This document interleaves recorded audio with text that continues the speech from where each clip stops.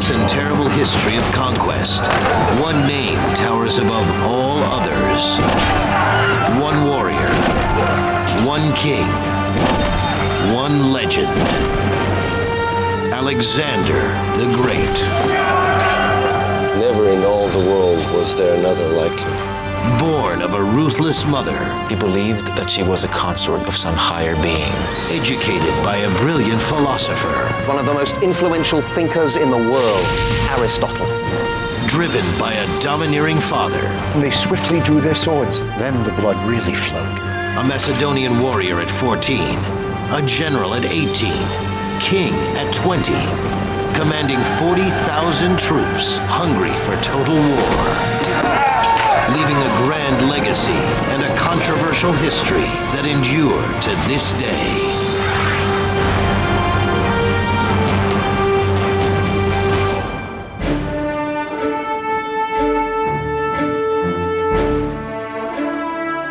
More than 2,000 years ago, this was the home of a man who many consider to be the greatest warrior in history.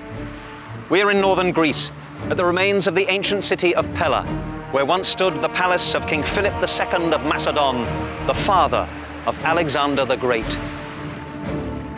In the 4th century BC, Alexander was raised here to conquer the world.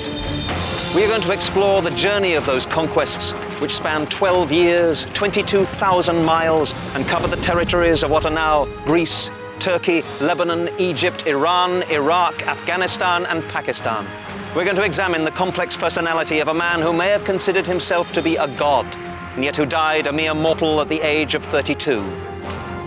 Like Alexander, we too have a mission: to answer questions that have been debated by historians for centuries. Who was Alexander? What drove him on? And how could he, at such a young age, have conquered such a vast empire? Most of what we know about Alexander the Great comes from 4 ancient historians who wrote several hundred years after Alexander died in 323 BC. They based their manuscripts on the journals of men who lived and fought alongside the legendary warrior.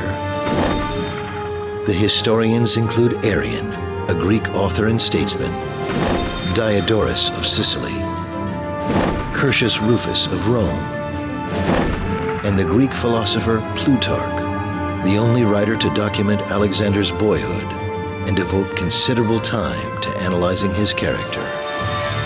When a portrait painter sets out to create a likeness, he relies above all upon the face and the expression of the eyes, and pays less attention to the other parts of the body. In the same way, it is my task to dwell upon those actions which illuminate the workings of the soul.